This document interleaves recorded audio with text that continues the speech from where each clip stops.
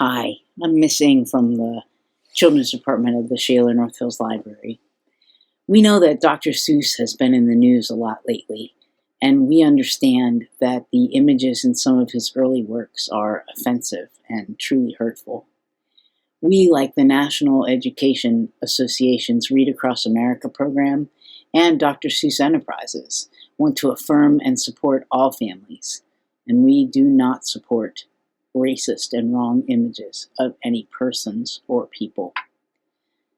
We borrow the motto of the Center for Contemplation and Action, and we like to say that the best criticism of the bad is the practice of the better.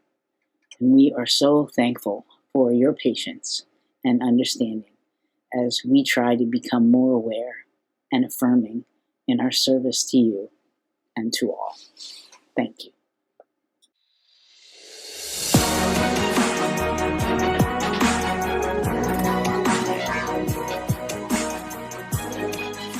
Hi, boys and girls. Miss Kathy and Seuss here from Shaler North Hills Library for another Superhero of STEAM story. And this week, since we are celebrating Read Across America and Dr. Seuss's birthday on March 2nd, which is Tuesday, we are going to read about Dr. Seuss. Imagine that! How Dr. Seuss wrote The Cat in the Hat. And appropriately enough, we have our kitty cat here to enjoy the story with us, or at least one of them.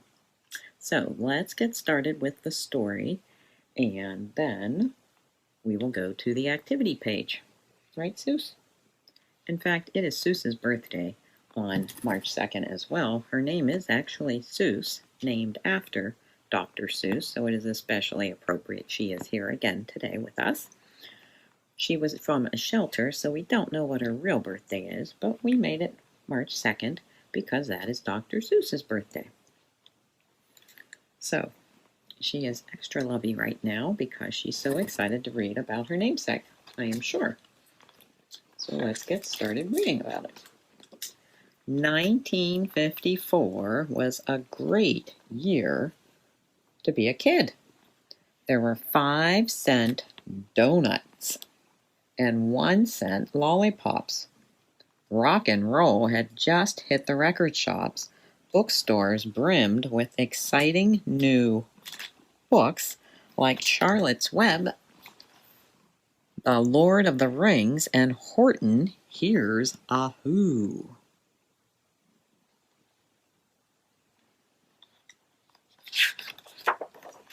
"1954 was a great year to be a kid, unless you were trying to learn how to read. For some reason, first graders weren't making the leap from reading a few words to reading a whole book. Grown-ups were stumped. What could the problem be? Kids knew the answer. School readers were just plain boring. A famous writer named John Hersey agreed with the kids. Not Hershey, Hersey. He had an idea for solving the problem and wrote about it in Life magazine. What kids needed was a beginning reader so exciting that they couldn't stop turning the pages. Who could write a book like that?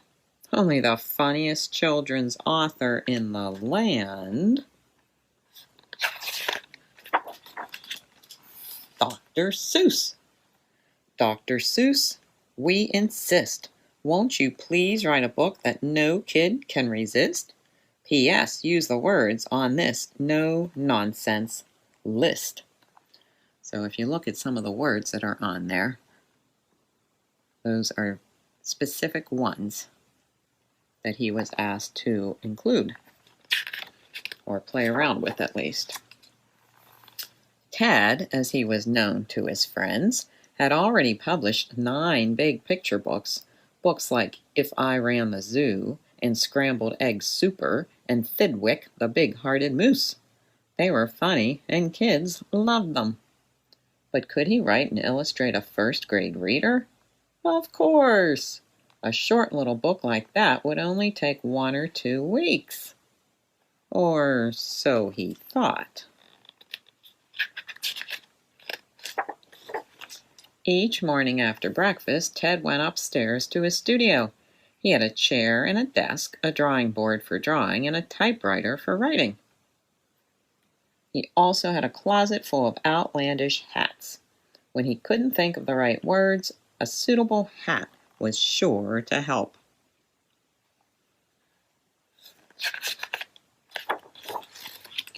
Writing a beginning reader was not as simple as it seemed.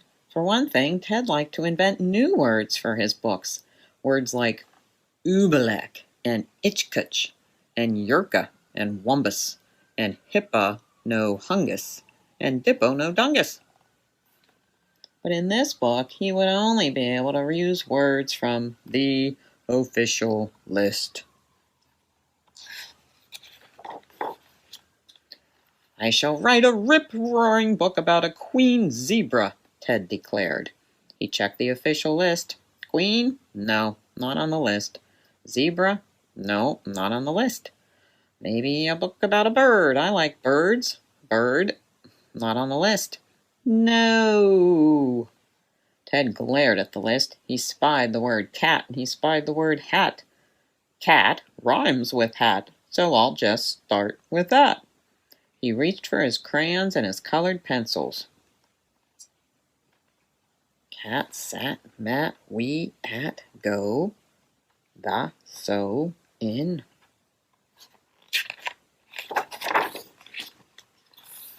The cat needed a whiz-bang story.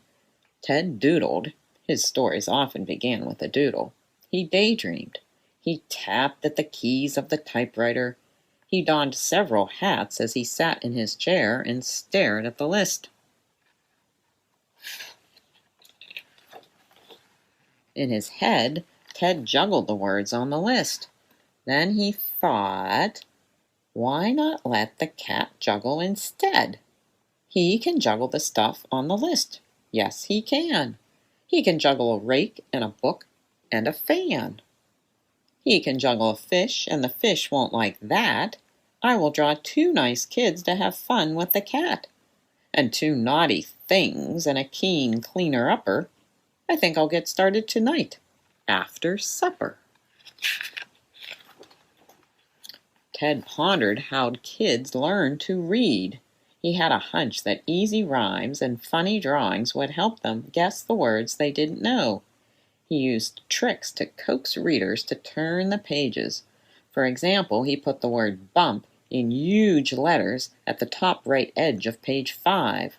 What made that bump sound? Kids had to turn the page to find out.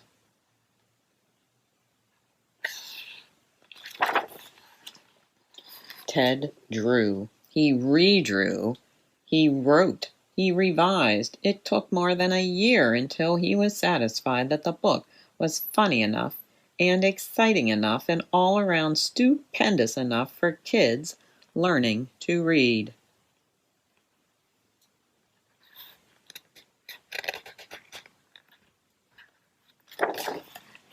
It didn't take long for that news to spread from kid to kid, from coast to coast. There was a new book, an easy book, a book that was so much fun you just couldn't stop reading it. Everyone had to have a copy of The Cat in the Hat. Ted traveled to Boston, New York, and Chicago to meet kids, sign their books, and give autographs. The first grade reader was a smashing success. He had done it. He had created a fantastic book using only 236 different words.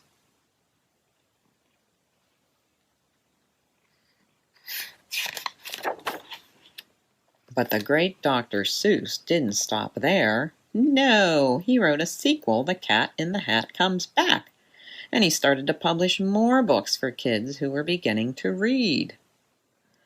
A Fly Went By, Sam and the Firefly, The Big Jump. Oh, I see back here, 1 fish, 2 fish, red fish, blue fish. And I can read it for beginning readers all by myself. And there he is in his cleanup machine. One day, Ted's friend Bennett Cerf proposed the ultimate challenge. He bet that Ted couldn't write a beginning reader using only 50 different words. Could he? Would he? Yes, in fact, he could do it here or there. He could do it anywhere, with the help of a clever young fellow named Sam-I-Am and a whopping big serving of green eggs and ham. Imagine that.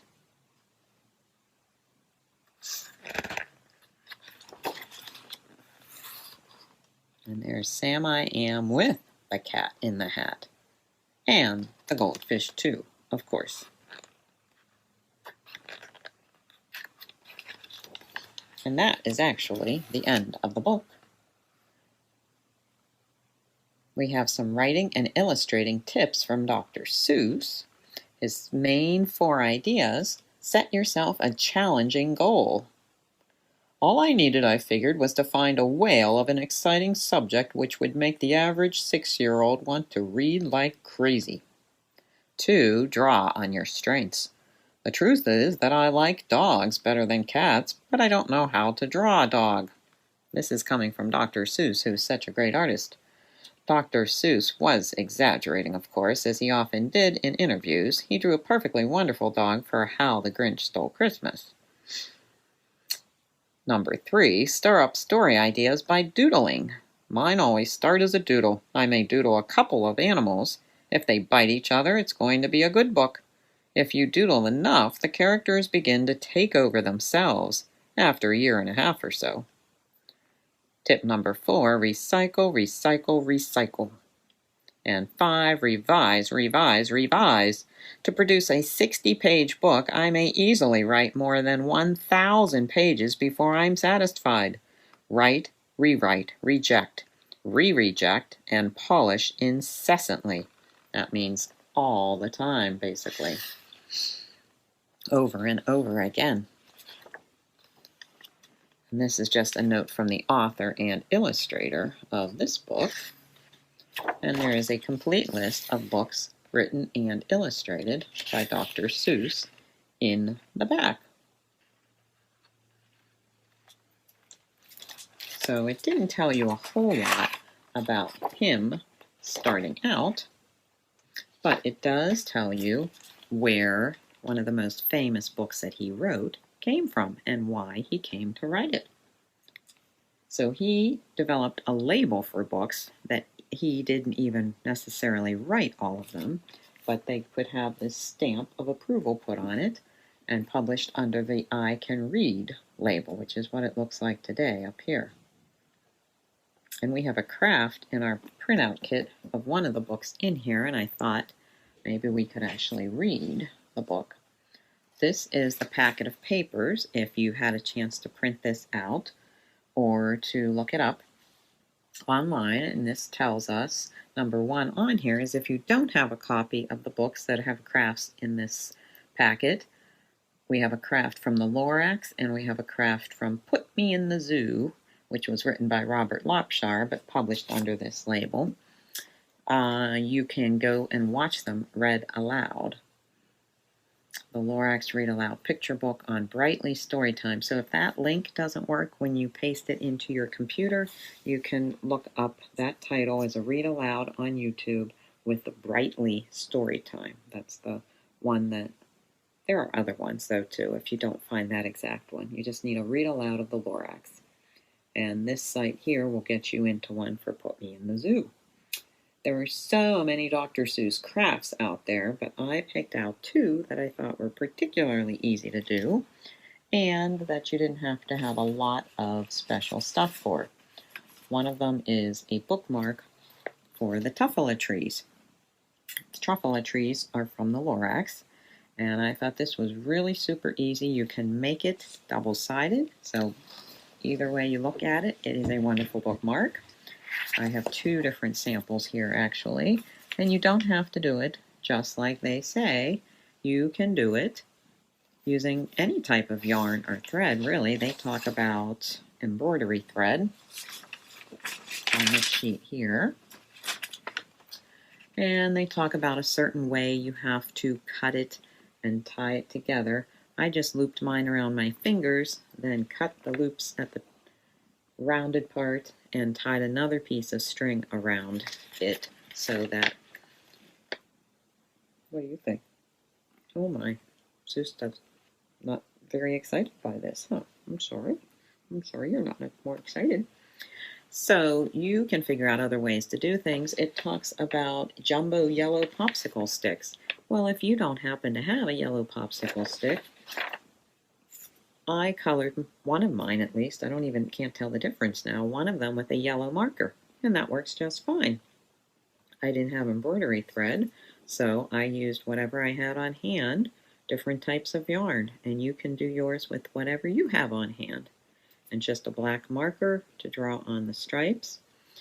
I did not use hot glue or hot glue gun.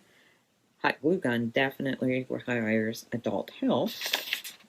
So that's why I didn't use one, because I would need an adult help. You should not use one without an adult help. Or I just used Elmer's glue, but you do have to leave them sit and dry a little bit when you do it that way. They mention extra strength glue dots, and that would probably work too. And that's about everything that you need for that one, and that makes all different kinds of swell bookmarks. And then the other craft from Dr. Seuss was the Put Me in the Zoo paper plate craft. That's on this sheet, and that one I thought was super cute too. Put Me in the Zoo, and he's one of the animals from there. So, let's see what else is on our list of activities here. Do a Dr. Seuss word search. Do that if I get to the right page here. Read Across America word search. And you find these words, and there's some pictures of his books on the side. And then you can do a crossword puzzle, Dr. Seuss. And if you printed out the packet, I did include the answers as well. If you don't want to see the answers, at least before you do it, don't look at that sheet, but you have them there to check if there's any parts that you can't figure out on your own. And then, what else do we have in here? We have Meet Theodore Seuss Geisel. These are the pages printed out from the website that I mentioned. You can read this short biography about him and then fill out a job application called Meet the Artist, as if you were Ted, they called him Ted Geisel, position you are applying for, writing books and being a book illustrator. What is your name? Ted Geisel. Where were you born? You could list that information about it. I'm going to just read through part of this now, since we didn't learn about his earlier life. He was born on March 2nd, which is why that's when we celebrate Read Across America Day. It was his birthday. In 1904 in Springfield, Massachusetts. His father and grandfather were brewmasters in the city. That means they made beer in a brewery. His mother often put Ted and his sister Marnie to sleep with rhymes that she remembered from her childhood. It was his mother that Ted credits for his ability to create rhymes. Ted's memories of his youth in Springfield can be seen throughout his books. Illustrations of Horton along streams in the jungle of Newell recall the watercourses in Springfield's Forest Park, while the truck driven by Sylvester McMonkey McBean in the Sneetches may very well be the tractor that Ted saw on the streets of his hometown.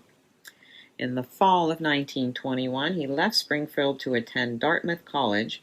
While there, he became editor-in-chief of their Jack-o'-lantern humor magazine. Each contribution was signed Seuss. It was the first time we would use his name and identity to use his middle name to identify his work. So his middle name was Seuss. That's where the Dr. Seuss comes from, Theodore Seuss Geisel. In an attempt to please his father, he went on to Oxford University in England after graduating from Dartmouth. Now, Dartmouth is a difficult college to get through, and Oxford is even harder to get into. It's a very famous school in England on the other side of the ocean. While at Oxford, he met his wife, Helen Palmer. He also discovered that academic studies bored him, so he left the university and traveled Europe instead. Probably did not make his dad so happy, huh? When he returned to the U.S., he began to pursue a career as a cartoonist. The Saturday Evening Post published a few of his early cartoons, but most of his efforts were advertising campaigns for Standard Oil. When World War II approached, Ted began creating political cartoons for a magazine. He also worked with Frank Capra's Signal Corps in the U.S. Army to make training movies. It was here that he received his first introduction to animation. There's a picture, real photograph of him. His work began to get noticed. His first big break came with children's literature book, And to Think That I Saw It on Mulberry Street. It was rejected, and this is what I like to point out, 27 times. That means he sent it to 27 different publishers, people that would try to make copies of his book and bind it and get it distributed all over the country to libraries and bookstores that wanted to buy it. That's what a publisher does. He sent it to 27 different ones, and they all said no. But he kept going on. He kept persisting until it was finally accepted and published by Vanguard Press. So a lot of us would give up after we got 2 or 3 rejections on something, an idea we tried. Or maybe by the time we get to 10 or 15 or even 20. And he kept going. He thought what he had was good, and he wanted the world to know about it. Well, imagine if Vanguard Press didn't publish it. So The Cat in the Hat, his most popular book, was created as part of an association with Hooflin Mifflin, which is another company under Vanguard Press, and Random House. They asked Geisel to write and illustrate the book, and we know the story about how that came about. So, a little bit more about his later life there, but we all know many, many, many books written by Dr. Seuss. So if you read through that again a little more carefully at the end, you can answer, how did you get educated? What type of artwork have you done? List some of the credits that you have done and gotten artwork from. And then fun facts. 3 things that you find in that page about him that you think are fun facts you want to share with people, or a funny story. Okay, there's a short video you can watch about his life on biography.com, and I thought this one was really cool because you can hear famous people talking about him, people that knew him or are connected to his work in some way, and see more actual photographs of him growing up and his fondness for dogs. He's always had dogs around as he was growing up and in his adult life. And then this Seussville.com has a ton of stuff you can print out on various activities and things. You can also order the Seussical soundtrack from the library and listen to the musical that was inspired by Dr. Seuss's music. And I think I forgot to mention, at wordmint.com, Public Puzzles, you can play online games that are based on Dr. Seuss from PBS Kids, plus watch educational episodes of his TV show. There's lots of good shows on there. And pbskids.org, Cat in the Hat. So, go to some of those sites, try out some of those other activities, make some of these awesome crafts, and now to wrap up, we're going to read Put Me in the Zoo, which is under the Beginning Reader series here. I will go into the zoo. I want to see it. Yes, I do. I would like to live this way. This is where I want to stay. Will you keep me in the zoo? I want to stay in here with you. We do not want you in the zoo. Out you go, out, out with you. Why did they put me out this way? I should be in. I want to stay. Why should they put you in the zoo? What good are you? What can you do? This is the kids asking him that. Oh, what good am I? What can I do? Now here is one thing I can do. Look, now all his spots are blue. And now his spots are orange. Say, he looks very good that way. Now look at this. What do you see? Green spots, as green can be.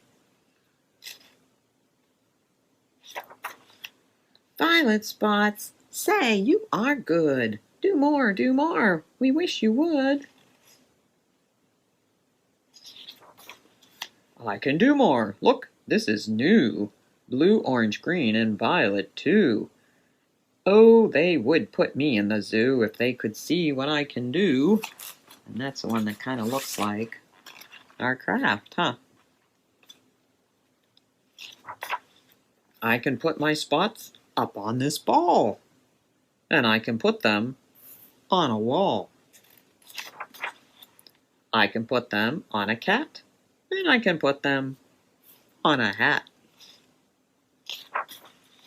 I can put them on the zoo. And I can put my spots on you. All over their legs. Look at this now. 1, 2, 3. I can put them on a tree. Now it looks like an apple tree. And now when I say 1, 2, 3, all my spots are back on me. Look now, here is one thing more. I take my spots. I make them 4. Oh, they would put me in the zoo if they could see what I can do. I take my spots, I take them all, and I can make them very small.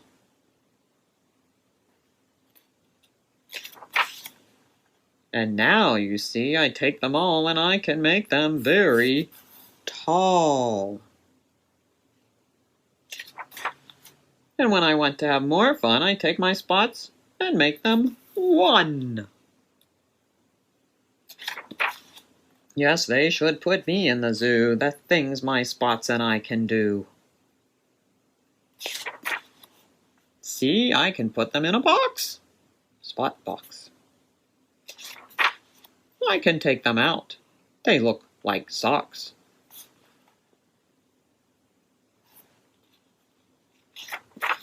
And I can put them way up high. Up they go. I make them fly.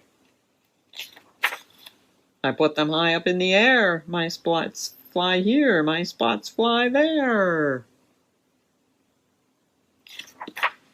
I call them back now. 1, 2, 3. Now all my spots are back with me. Tell me now, you two. Do you like the things I can do? Tell me now, you two. Will they put me in the zoo? We like all the things you do. We like your spots. We like you too. But you should not be in the zoo. No, you should not be in the zoo. With all the things that you can do, the circus is the place for you. Yes, this is where I want to be. The circus is the place for me.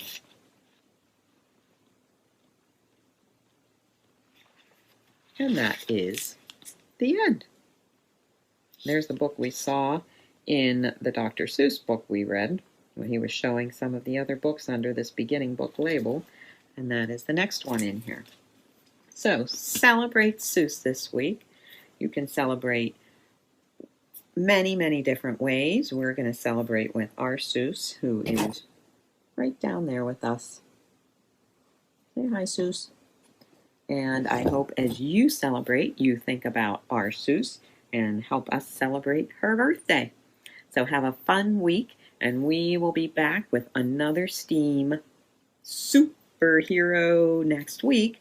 It is March, so we will be starting up female superheroes of STEAM and running those names all through March. We just had to take a little detour here this first week to celebrate such a momentous event as Dr. Seuss's birthday. So have a great week. This has been Miss Kathy and Seuss from Shaler, North Hills Library, saying keep reading and come in and see us in the library. We are open every day except Sunday. Just check the website for the hours because they are a little bit different each day. But we hope to see you soon. Bye.